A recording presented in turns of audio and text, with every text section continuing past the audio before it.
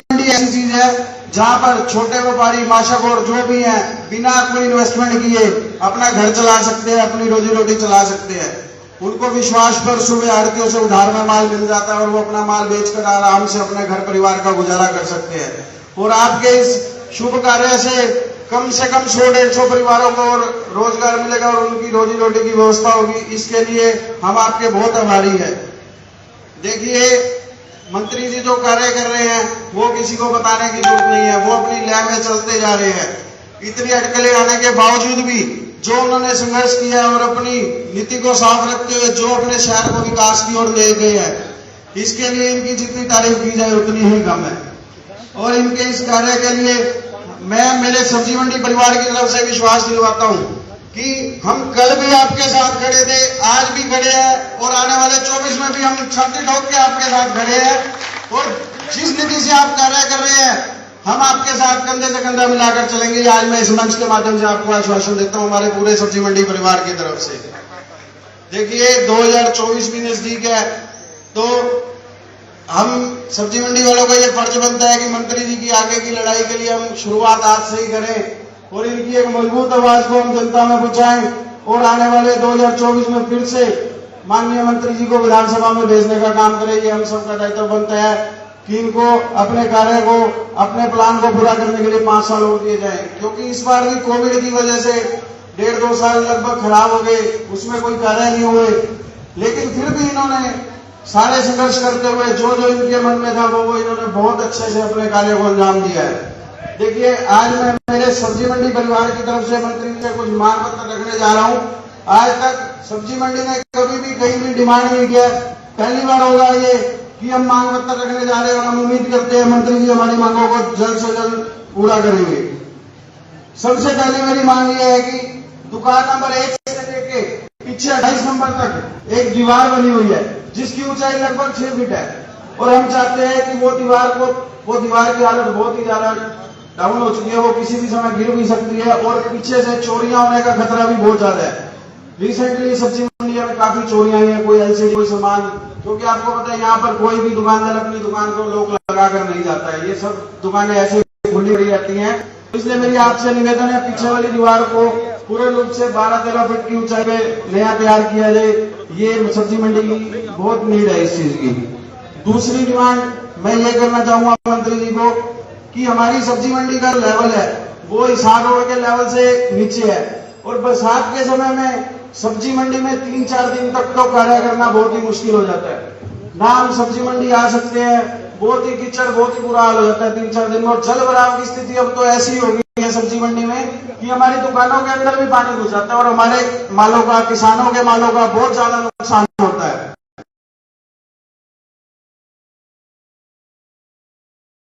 हमारे ठकराल साहब ने बताया 1989 में हमारी सब्जी मंडी यहाँ पर आई थी, तो ये जो कॉमन शेड है जिसके नीचे हम सब बैठे हैं ये तब का शेड लगा हुआ है। तो बरसात के टाइम में यहाँ पर बहुत पानी टपकता है जिससे किसानों को फसलों का नुकसान, मेरे माछागोर भाइयों का नुकसान होता है, आड़ती भाइयों का नुकसान होता है। तो आपसे निवेदन है कि ये शेड का रिपेयर का काम करवाया जाए जल्दी से जल्दी, क्योंकि आगे सावन का महीना भी है, बारिशें बहुत होंगी, बहुत ज्यादा नुकसान हो रहा है जिससे। और जो 1 नंबर से लेके 16 नंबर तक और सामने वाले लाइन में और बैक साइड वाली लाइन में ये दुकानें भी जबकि बनी है, जो दुकानों के आगे कॉमन प्लेटफॉर्म बने हुए हैं ये भी सरकारी शेड डले हुए हैं। इनकी हालत इस टाइम इतनी खस्ता हो चुकी है कि सर ये शेड कभी भी गिर सकते हैं, इनके पिलर भी बहुत कमजोर हो चुके हैं। तो इसलिए इनको भी अमल में लाकर जल्दी से जल्दी इन पर काम करवाया जाए ताकि कोई बड़ा हादसा होने से रह जाए। और मेरी एक अपील और है सर, सब्जी मंडी जैसा कि आपको पता है शहर का दिल है, शहर के बीचों बीच बसने वाली सब्जी मंडी हर आदमी इससे कनेक्टेड है, लेकिन बदकिस्मती से आज तक प्रशासन के द्वारा, कमेटी के द्वारा, किसी के द्वारा हमारी सब्जी मंडी को एक साइन बोर्ड तक नहीं दिया गया। आपने देखा होगा पिछले 3 साल से मैं प्रधानगी का कार्यक्रम संभाल रहा हूं और उसके बाद हमारी यूनियन ने अपने पर्सनल खर्चे से गेट पर एक साइन बोर्ड लगवाया, जो भी हमने लगवाया, लेकिन इतने सालों से सब्जी मंडी को कोई साइन बोर्ड भी नहीं मिला है। मेरी आपसे अपील है, दोनों गेटों की हालत बहुत खराब है। अगर कोई सुख दुख में किसी चीज में अगर बाई चांस गेट बंद करना है तो गेट हम बंद नहीं कर सकते, उसकी ये स्थिति है। तो मेरी आपसे अपील है दोनों गेटों को नया लगवाया जाए और दोनों गेटों पर बढ़िया ढंग से साइन बोर्ड लगवाया जाए। उसके बाद सब्जी मंडी जब से 1989 से सब्जी मंडी बनी है, तो इसमें काफी चीजें हैं जो बड़े पुराने समय से बनी हुई है। जैसे कि 1 नंबर दुकान के पास वॉशरूम वगैरह हैं, उनकी हालत भी बहुत ज्यादा खस्ता हुई पड़ी है। तो आपसे निवेदन है उनको तोड़कर दोबारा से नया बनाने का काम किया जाए। ये डेली बेस में जरूरत की चीजें जो हमारे किसान भाई आते हैं, लेबर वाले हैं, जो हमारे लेबर वाले आते हैं ज्यादा राजस्थान साइड के हैं, तो उनको ये चीजें डेली यूज में चाहिए होती हैं, तो कृपया इन पर ध्यान दिया जाए। और इसके बाद जैसा कि मेरे बड़े भाई राम कुमार सैनी जी ने कहा, भाई ये मार्केट कमेटी का ऑफिस है जो लगभग, देखिए जैसा हम हरियाणा की बाकी मंडियों में भी देखते हैं, मार्केट कमेटी का ऑफिस लगभग मंडियों में मेन गेट के पास बना हुआ है। और हमारा ये ऑफिस, ये देखिए आप सेंटर में है, क्योंकि सामने वाली शॉप से बिल्कुल टक्कर में इधर अपने वाली शॉप है, उसके बराबर ये ऑफिस एक्स्ट्रा बना हुआ है, जो कि शायद इतना मुझे तो शायद मैप में भी नहीं है। तो कृपया, और इसकी हालत भी बहुत खस्ता हो चुकी है, कृपया इसको गेट पर शिफ्ट किया जाए, इसको खत्म कर रोड खुला कर गेट पर नया ऑफिस बनाया जाए। गेट पर काफी अच्छी जगह है, वहां पर वो हम आपको दिखा भी देंगे, वहां पर ऑफिस भी सही रहेगा और कर्मचारी आने जाने वाली गाड़ी अपने हिसाब से नोट भी कर सकेंगे। किसी की उनको दुकान पर भी नहीं जाना पड़ेगा माल लिखने के लिए, वो गेट पर ही अपनी बिल्टी लेके अपना माल लिख सकेंगे। वही इसमें उनको भी सुविधा होगी और हमें भी सुविधा होगी। और उसके बाद एक सबसे मेन डिमांड है हमारी, सब्जी मंडी में आपने देखा लाइट व्यवस्था अच्छी नहीं है। लाइटें आज के टाइम में भी वो एलसीडी वाली, वो मोटे मोटे बल्ब वाली लाइटें लगी हुई है, जो कि आजकल एलईडी का ट्रेंड आ चुका है। तो इसलिए हमारी मंडी में सारे शेड के नीचे और सब दुकानों के आगे एलईडी लाइट की व्यवस्था की जाए। धन्यवाद मंत्री जी। मैं उम्मीद करूंगा आप हमारे सब्जी मंडी परिवार को नाराज नहीं करेंगे और हमारी मांगों को जल्द से जल्द अमल में लाएंगे। बहुत बहुत धन्यवाद। धन्यवाद प्रधान जी, आपने स्वागत के साथ साथ जो मांग पत्र है वो मांग पत्र देने का काम किया। माननीय मंत्री जी इस मांग पत्र को शहर स्वीकार कर रहे हैं। आदि कक्कड़ साहब क्या बोल रहे थे? मैं माननीय मंत्री जी का धन्यवाद करता हूं हरियाणा सब्जी मंडी एसोसिएशन की तरफ से, जिन्होंने हमारा काम मुख्यमंत्री जी मिलकर वन टाइम फीस वाला सिरे चढ़ा दिया। बाकी 10-15 दिन के अंदर वो काम सिरे चढ़ जाएगा और अपने अफसरशाही से आजादी मिल जाएगी। मैं इस काम के लिए बबली जी का बहुत धन्यवाद करता हूं। धन्यवाद। धन्यवाद जी कक्कड़ साहब। अब मैं निवेदन करूंगा आपके अपने हल्के के जुझारू विकास पुरुष विधायक, हरियाणा प्रदेश के विकास और पंचायत मंत्री माननीय देवेंद्र बबली, हरियाणा सरकार से मेरा निवेदन है वो आए, अपना शुभ संदेश हमें जोरदार तालियां बजाएं।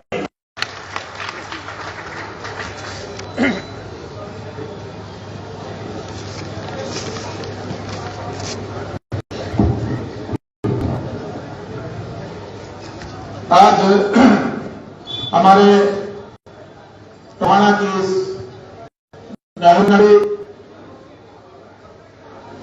शूरवीरों की धरती, धार्मिक नगरी, हमारी सब्जी मंडी एसोसिएशन टोहाना के द्वारा जो अभिनंदन समारोह का प्रोग्राम का जो आयोजन किया गया, यहां हमारे बीच में मौजूद प्रदेश अध्यक्ष सब्जी मंडी एसोसिएशन मेरे पिता तुल्य श्री राज नक्कर जी, मेरे पिता तुल्य ओम प्रकाश अरोड़ा अंकल जी, पूर्व प्रधान सुभाष कनेजा जी, हमारे छोटे भाई, हमारी संघर्ष के साथी प्रधान सब्जी मंडी आशीष कुर्ती जी, पूर्व में प्रधान रहे हमारे भाई श्री राजेंद्र ठकराल साहब, मेरे आरती भी रहे जब मैं खेती करवाता था, और मेरे बड़े भाई मूलचंद बत्रा जी,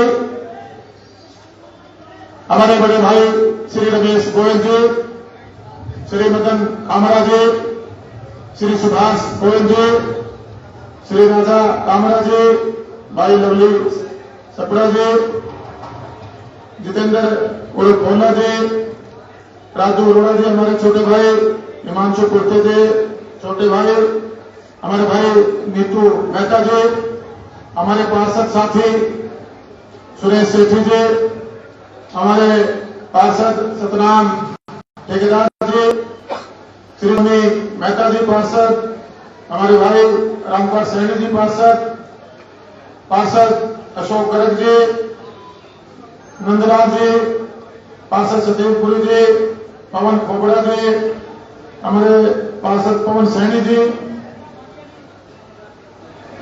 काला सैनी जी, पार्षद प्रतिनिधि अमित भाटिया जी, श्री रोहित भाटिया जी, सोनू कक्कड़ जी, मिंदर कतियाल साहब, लकी कक्कड़ जी, निर्मल भोकल जी, डॉक्टर अमरीक सिंह जी, मोनू नरूला जी, डॉक्टर चरणजीत सरदेवा जी, बबलू सपड़ा जी, ईश्वर खोबड़ा जी, दीवान चंद जी, हरीश मेहता जी और यहाँ मौजूद सम्मानित मंच और जो आज यहाँ हमारे सब्जी मंडी के सभी जो आरती भाई हैं और जो हमारे रेहड़ी लगाने वाले हमारे व्यापारी साथी हैं, हमारे मजदूर भाई हैं जो मंडी में काम करते हैं, यहाँ पहुंचे हुए सभी मेरे पत्रकार छायादार बंधुओं, यहाँ हमारे विभाग के एक्सीएम एसडीओ साहब, सेक्रेटरी साहब, आज सबसे पहले तो इस अभिनंदन समारोह में जो सब्जी मंडी एसोसिएशन के द्वारा, मेरे बड़ों के द्वारा, मेरे भाइयों के द्वारा यहां पहुंचने पर फूल मालाओं से सर्व समाज का मान सम्मान पगड़ी पहनाकर जो आपने सम्मान दिया, उसके लिए मैं आप सभी का तहे दिल से आभार व्यक्त करता हूं, धन्यवाद करता हूं। साथियों, हमारे हल्के की डेवलपमेंट कैसे हो, जो मूलभूत सुविधाएं मेरे टोहाना वासियों का हक है, वो मैं टोहाना कैसे लेकर आऊं, आपके सहयोग से, आपके सुझाव से हम कैसे अपने हल्के को आगे बढ़ाएं।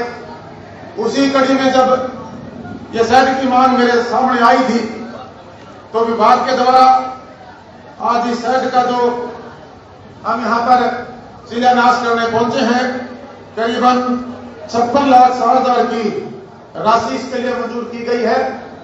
विभाग के अधिकारियों द्वारा आज इसका कार्य शुरू करवाया गया है और विभाग के अधिकारियों ने, एक्शन साहब ने और सेक्रेटरी साहब ने आश्वस्त किया है कि हमने टेंडर में 6 महीने का समय दिया है, लेकिन हम इसको 2 महीने के अंदर कंप्लीट करके हमारे जो व्यापारी हैं, हमारे सब्जी मंडी के हमारे आड़ती भाई हैं, जो हमारे यहाँ पर रैली लगाकर जो अपनी फसल बेचने आते हैं, अपनी सब्जी बेचने आते हैं, उनको इसका आने वाले समय में बड़ा लाभ मिलेगा। मेरे से पहले हमारे एमसी हमारे जोनी मेहता जी ने आपको खोल के बताया, रामपाल सैनी जी ने बताया, हमारे और भी वक्ताओं साथियों ने आपको बताया। साथियों, एजेंडा टोहाना का वासियों का पब्लिक का एक ही कि जो हमारे टोहाना के अंदर जो कार्य बहुत पहले हो जाने चाहिए थे, जो डेवलपमेंट मेरे लोगों का हक था और जो आज एक जिम्मेवारी बतौर विधायक टोहाना का वासियों ने बड़ी विपरीत परिस्थितियों में बड़ी सोच के साथ, बड़े विश्वास के साथ आज मुझे एक सेवक को, एक सेवादार को एक जनप्रतिनिधि के रूप में अपनी वोट की ताकत से विधानसभा में भेजने का काम किया और पूरे विश्वास के साथ, पूरी ईमानदारी के साथ मैं भी उस काम को आगे बढ़ाने में पूरी पुरजोर कोशिश में लगा हूं। आज मैं जो हमारे टोहाना को हम कैसे आगे बढ़ाएं वो चर्चा भी आपसे करूंगा और जो थोड़े से हालात जब मुझे जिम्मेवारी मिली, हालांकि मेरे से पहले हमारे जो पार्षद साथी हैं उन्होंने बताने का काम किया, मैं भी वो चर्चा आपसे करना चाहूंगा। साथियों, ये चुनावी वर्ष शुरू हो चुका है, सभी जो राजनीतिक दल हैं वो अपने अपने तरीके से पार्लियामेंट के चुनाव की तैयारी में लग चुके हैं, लेकिन अभी जो हमारी हरियाणा प्रदेश की जो गठबंधन की सरकार है उसका अभी तक हमारे पास करीबन 1.5 साल का समय बाकी है।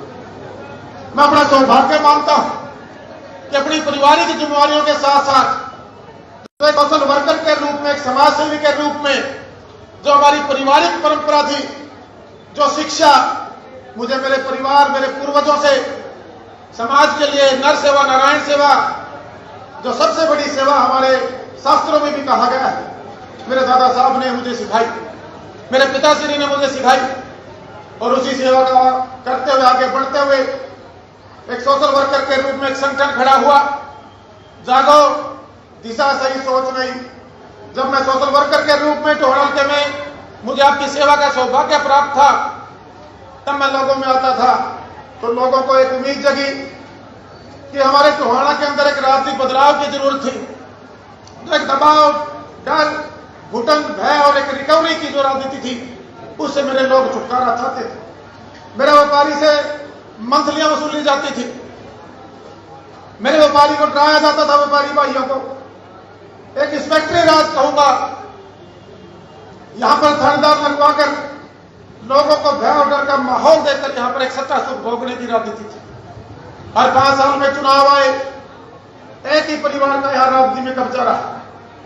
सामने कई बार लोगों ने बदलाव किए, लेकिन सामने वाले भी हमारे हल्के के लोगों की विरोध पर खड़े नहीं उतर पाए। और सभी को परखने के बाद एक लंबा तप, लंबी सेवा और लंबे विश्वास के साथ करीबन जब मैं पहले चुनाव से पहले 5-7 साल से, वैसे तो लंबे समय 3 पीढ़ियां सेवा में थी, जितनी किसानी में हैसियत होती है किसान की, हमारा परिवार करता रहा। व्यापारिक तौर पर जब आर्थिक मजबूती आई, मैं अपने परिवार, अपने शहर, अपनी जिम्मेवारियों के साथ, अपनी पारिवारिक जिम्मेवारियों, सामाजिक जिम्मेवारियों के साथ जुड़ा रहा। और आपके बीच में आते पहला चुनाव आपके आशीर्वाद से जब मैंने बतौर इंडिपेंडेंट कैंडिडेट के रूप में आपने लड़वाया, मजबूत चुनाव आपने लड़वाया।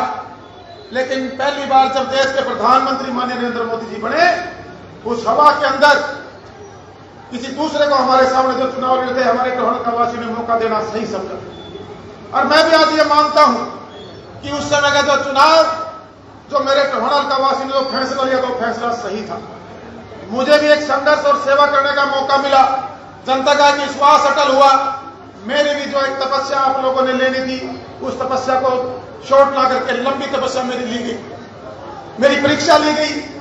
और उसके बाद जिन लोगों को मौका मिला था, उनका कार्यकाल भी आप लोगों ने देखा। उन लोगों ने आए गुंडागर्दी का तांडव मचाया। आज भी कई बार सुनने में आता है, कई व्यापारियों से कोशिश करते हैं कि वसूली की जाए। अभी भी हमारे काया कक्कड़ जी बता रहे थे मुझे, बैठ के दुकान में इनसे इस प्रोग्राम के बाद चर्चा करूंगा, लेकिन मैंने कहा था कि भय मुक्त होकर अपना काम कीजिए, आपको चिंता करने की जरूरत नहीं है। मेरी आखिरी जो शरीर में सांस है और मेरे शरीर के खून का आखिरी कतरा आपकी सेवा के लिए मैंने समर्पित किया था, जब मैंने विचार बढ़ाया कि मैं आपकी सेवा पे आया। और जब एक सेवक को आपने जिम्मेवारी दी, और जब दूसरे चुनाव में विधानसभा में आपने जो भेजने का काम किया, साथियों, वो इतिहास आज पूरे हरियाणा के विधानसभा में आपने लिखने का काम किया। 1 लाख से ज्यादा वोटें आपने मुझे दी। विपरीत परिस्थितियों में मेरा हल्का मेरे साथ खड़ा हुआ। उस समय किसी को नहीं पता था कि हम देवेंद्र सिंह बबली को वोट डाल रहे हैं, ये सत्ता में जाकर जो पक्ष है उसके साथ विधायक बढ़कर बैठेगा। और यह भी किसी को नहीं मालूम था कि आपके आशीर्वाद से पहली बार का विधायक हरियाणा सरकार में बतौर कैबिनेट मंत्री के रूप में मुझे कार्य करने का मौका मिला। लेकिन परिस्थितियां जो मेरे सामने चुनाव लड़ने वाले लोग थे, उन्होंने ऐसी पैदा कर दी थी कि मेरे टोहाना का कोई समझ में आ गया था कि अगर हमने ये गलती दोबारा दोहराई तो टोहाना को नरक बनाने से कोई भी नहीं रोक पाएगा। और एक विश्वास मेरे साथ खड़ा हुआ। हमने आश्वासन दिया था, लोगों से वादा किया था कि जब तक मैं आपके बीच में रहूंगा और आप मुझे रखना चाहेंगे, देवेंद्र सिंह बबली अपने पूरे परिवार के साथ अपने आखिरी सांस तक आपकी सेवा में समर्पित रहे। उसी काम को आगे बढ़ाते हुए मेरा जो नारा था कि मैं 60 साल उम्र से 60 महीने में उन कामों को टोहाने के अंदर लेकर आऊं। साथियों, जब सरकार बनी, जब मैं विधायक बना, देखिए उस परमात्मा का कारनामा। उस परमात्मा ने ऐसा आशीर्वाद दिया टोहाना की जनता को, विश्वास को, कि जहां आज हम जिस पार्टी के साथ गठबंधन में हैं, उस टाइम हम दोनों पार्टियां अलग अलग, जननायक जनता पार्टी और हमारी भारतीय जनता पार्टी अलग अलग चुनाव लड़ रहे थे अपने अपने मैनिफेस्टो पर। उधर से अन्य पार्टियों कैंडिडेट भी थे, उनको भी असली चेहरा दिखाने का काम टोहाना हल्के की जनता ने किया।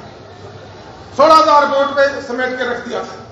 और जो लोग हमारे से पहले बनाए थे, उनको 55,000 से वोटों से हराने का काम किया। साथ उनकी कार्यशैली से लोग इतने दुखी हुए, इतना एक बड़ी, मैं ये कहूंगा कि एक सजा थी, उनको देने का काम किया। ये लोकतंत्र है, इसमें जनता अपना फैसला खुद करती है। उनको किससे काम लेना है, कौन उनका अपना नुमाइंदा चाहिए, कौन उनके परिवार को सुरक्षित रख सकता है, उनके व्यापार को सुरक्षित रख सकता है, उनको मान सम्मान दे सकता है। टोहाना की राजनीति को ताए और बैठे हैं बता देंगे। कुछ जिम्मेवार लोगों को छोड़ के उसके अलावा आम आदमी के लिए कुर्सियां मिली थी, चाय पानी की व्यवस्था नहीं होती थी, आओ भगत नहीं होती थी।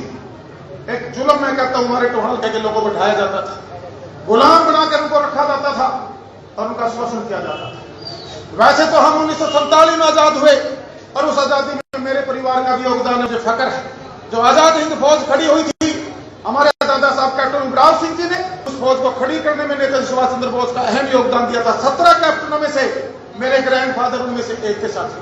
मुझे फख्र है कि मैं ऐसे देशभक्त के परिवार में पैदा हुआ, उन्होंने मुझे संस्कार दिए। और जब यह आजादी टोहाना को दिलवाने की बात आई तो साथियों, हमारा टोहाना हल्का अगर मैं सही में कहूं तो 2019 में आजाद हुआ। साथ 2019 में हमने आजादी प्राप्त की। एक आजादी फौज टोहाना में भी खड़ी हुई, एक संगठन खड़ा हुआ और अनेकों अनेक भलाई के कार्य उस संगठन के द्वारा किए गए।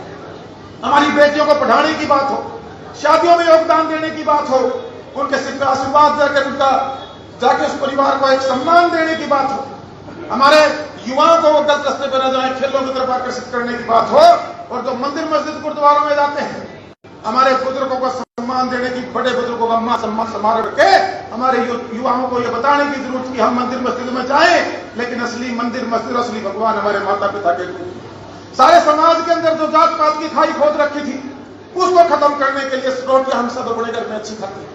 मधुर मिलन समारोह के रूप में हमने एक प्रोग्राम शुरू किया। पूरा हल्के की 36 बिरादरी इसके अंदर इकट्ठा उस प्रोग्राम को मनाने के लिए हमारे साथी बने।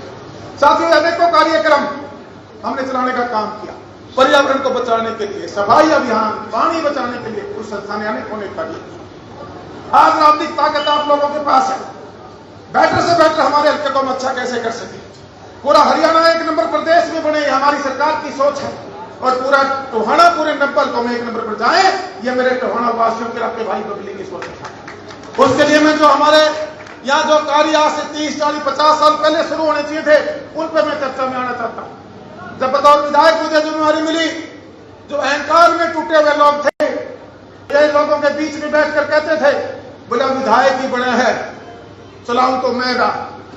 अरे संवैधानिक राइट है, चलती चेयर की है, चेयर पर बैठने वाली आदमी की नहीं चलती, वो तो उसके ऊपर जब जनता उसको सुशोभित करती है, वो उन अधिकारों को अगर ध्यान से आगे बढ़ाएगा तभी जनता उसका इज्जत और मान सम्मान देने का काम करेगी। मुझे 6 महीने में तो अपनी विधायकी लेने में लग गए थे, शरीर से ठीक था, टोहाना हल्का मेरे साथ था, मजबूत सोच के साथ आया था, राम जी को थोड़ा रूप देकर आया था।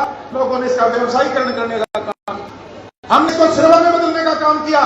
ये राजनीति के व्यवसाय के लिए नहीं है। व्यवसाय कीजिए, व्यापार करने का अधिकार आपको है, लेकिन राजनीति का जो व्यवसायीकरण करने वाले लोग हैं वो समाज के सेवक कभी नहीं हो सकते, समाज के हितकारी नहीं हो सकते, वो अपने हल्के के हितकारी नहीं हो सकते। साथियों, आज जो अचीवमेंट हमारे हल्के के लोगों ने जिस विश्वास के साथ खड़ा किया है, जब उसके बाद हमारी सरकार बनी, मैं विधायक बना, विधायकी लेने में 6 महीने लगने के बाद जब मैंने अपनी विधायकी के साथ अपने हल्के की मांगों को विधानसभा में मैंने अपने हल्के के लिए गर्जना शुरू की थी। मैं पूरी छाती तान के वहां बोलता था, क्योंकि मेरे अकेला बबली नहीं, 1.25 लाख लोग बबली के अंदर बोलते थे, बल्कि मैं कहूंगा 2.25 लाख लोग बबली के अंदर बोलते थे, क्योंकि मेरे लोगों की आवाज थी, मेरे लोगों का जो शोषण था उससे मैंने उसको छुटकारा दिलाने का जो मैंने वादा किया था, उस वादे को निभाने के लिए मैंने पूरी ताकत लगाई।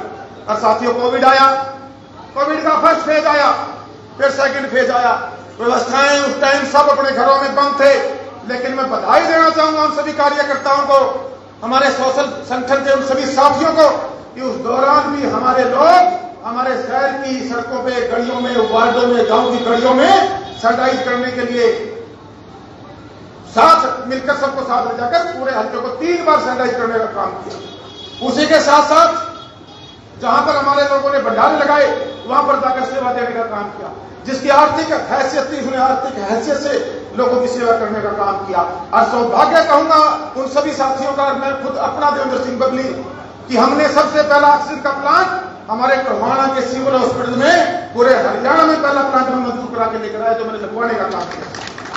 आज मैं डेवलपमेंट की बात आपसे साझा करना चाहूंगा। अभी हमारे जोनी मेहता जी कह रहे थे कि जमीन रसूलपुर गांव से जमीन हम ले चुके हैं मेडिकल कॉलेज की, उसकी लगभग एनओसीआं क्लियर हो चुकी है। दोबारा जिस एजेंसी को टेंडर देना है, मैं हफ्ते में लगभग 5 बार हर प्रोजेक्ट के, जो चाहे हमारे जिला लेवल के अधिकारी हो, चाहे चंडीगढ़ में सीनियर अधिकारी बैठे हो, विभाग के मंत्री हो या माननीय मुख्यमंत्री जी हो, हफ्ते में 1 बार अपने हर प्रोजेक्ट के लिए मैं रिवाइज मीटिंग और उनसे रिक्वेस्ट करने का काम करता हूं साथियों।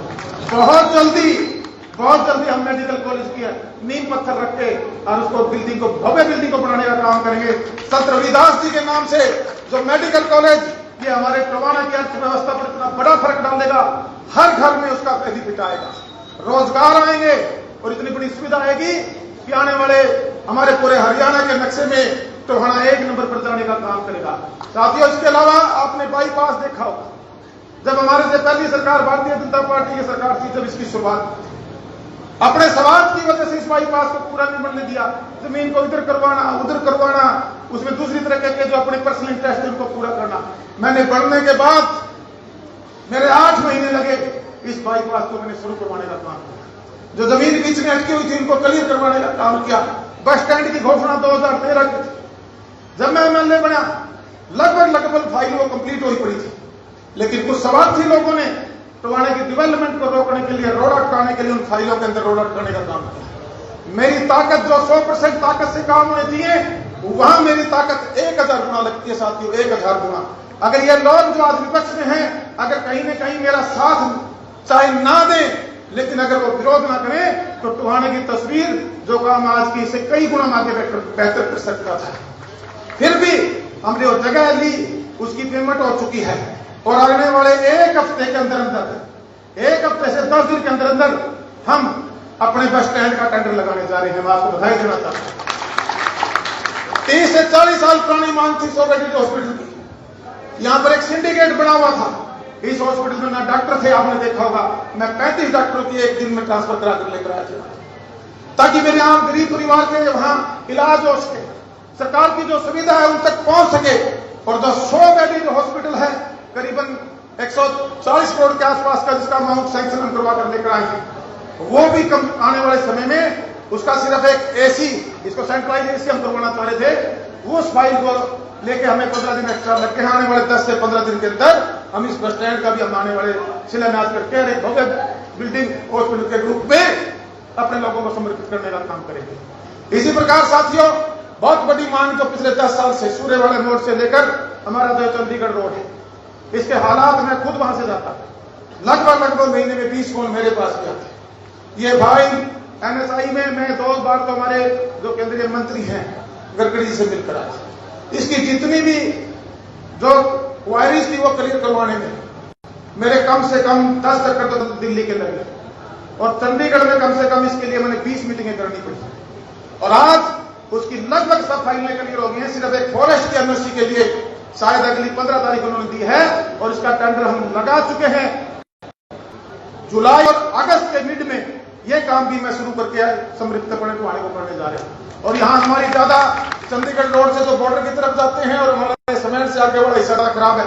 प्राथमिक तौर पर काम यहां से हम शुरू कराएंगे ताकि पब्लिक को सुविधा मिल सके। साथियों, इसके साथ साथ एक बड़ी समस्या पानी भराव की थी। जब मैं विधायक बना, मैंने माननीय मुख्यमंत्री जी के सामने ये सारी चर्चाएं मेरे शहर की और मैंने बताया कि सत्ता में तो मेरा शहर रहा, यहां पर मंत्री भी रहे, इससे पहले आपके जो प्रधान रहे पार्टी के वो भी रहे।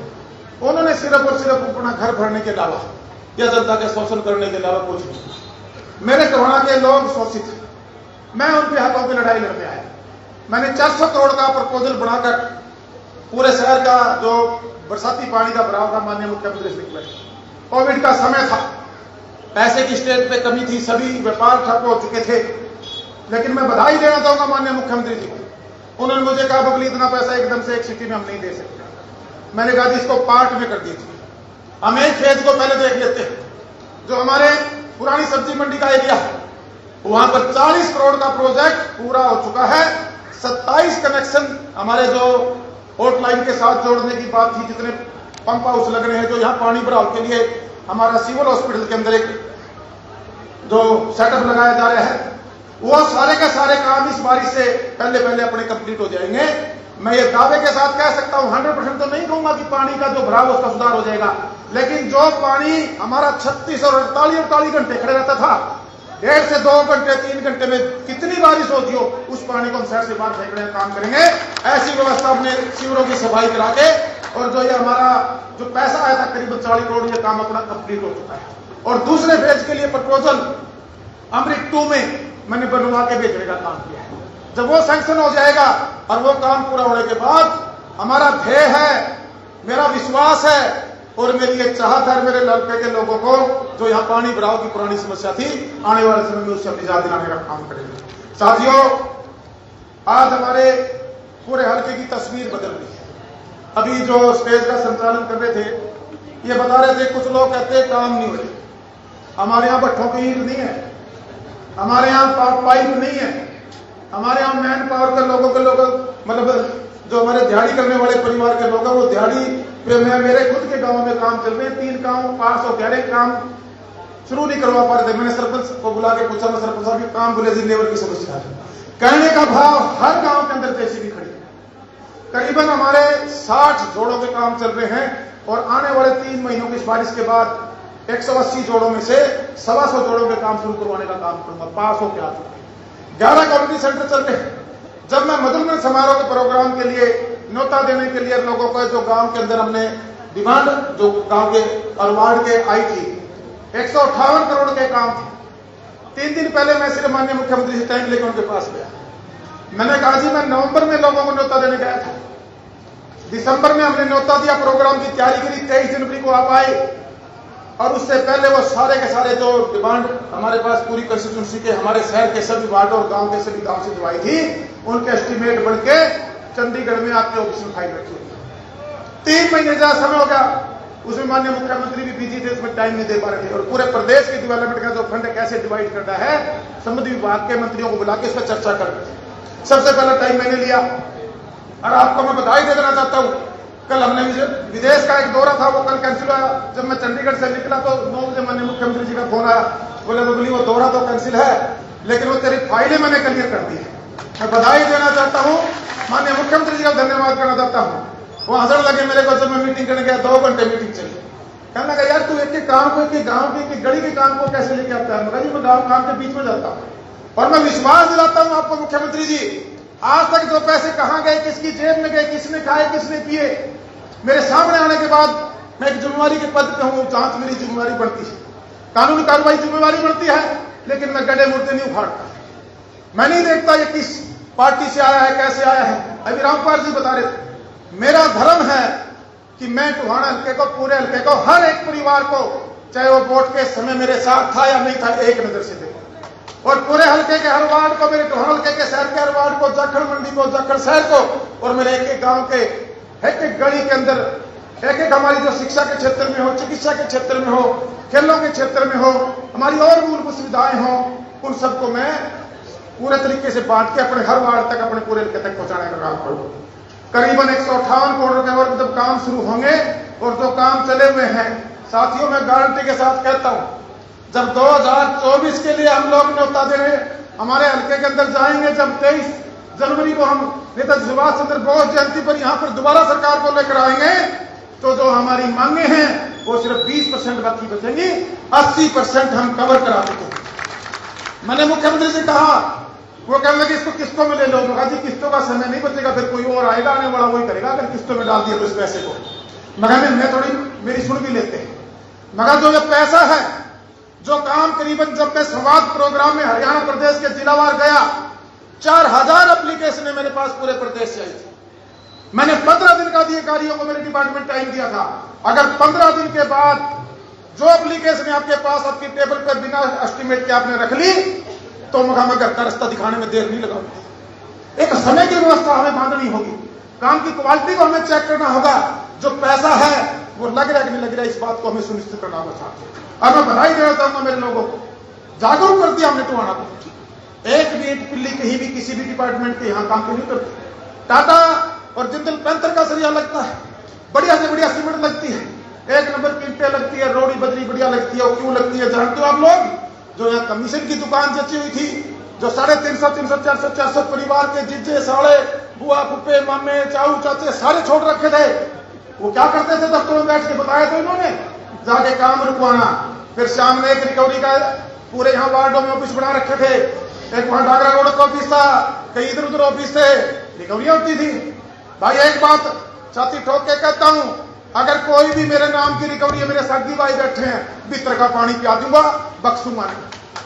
ताकि भाइयों को भी कह दिया था, मैं कहीं फंस मत जाना, भूल जाऊंगा तुम मेरे राम और लक्ष्मण हो, भरत और वो लक्ष्मण हो।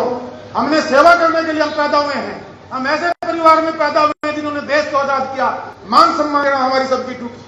हर तरह टोहाना का परिवार बबली का परिवार है, उसमें बुजुर्ग मेरा पिता है, उस परिवार की माता मेरी माता है, उसकी बहन मेरी बहन है, और जो नौजवानों मेरा भाई है। साथियों, इस सोच के साथ मैं काम करने लग रहा हूं। आदम नहीं होता भाई, कई आगे भाई मेरी सच्चाई भी लड़का है, कई मेरे खिलाफ पूजा कराना, इसकी मृत्यु हो जाए, मैं मेरी मृत्यु भी मैं जब चाहूंगा मुझे आएगी।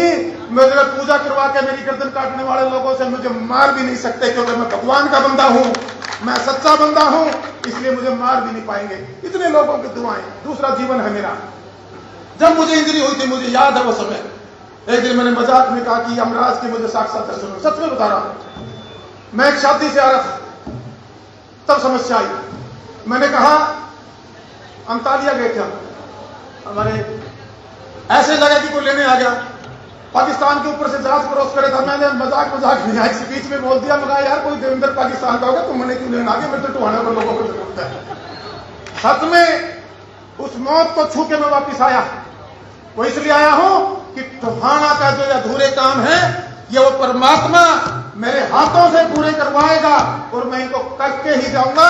अपने परिवार की लड़ाई, अपने जीवन की लड़ाई मैं लड़ चुका हूं। आज अगर मेरी कोई लड़ाई है तो मेरे लोगों की लड़ाई है, इनको सम्मान देने की लड़ाई है, इनके हकों को इनके घरों तक पहुंचाने की लड़ाई है, और जो इनका शोषण करने वाले लोग हैं उनका इलाज करने की मेरी लड़ाई है। शोषण नहीं होने दूंगा। मेरे ताया बैठे डॉक्टर साहब, जो ये रुपये इकट्ठे कर रहे हैं, इनमें मना कर देना, एक बार बबली के पास आ जाए। रुपया मेरे व्यापारी से पंजीनी को ले सकता, मेरे किसी परिवार का कोई शोषण नहीं कर सकता।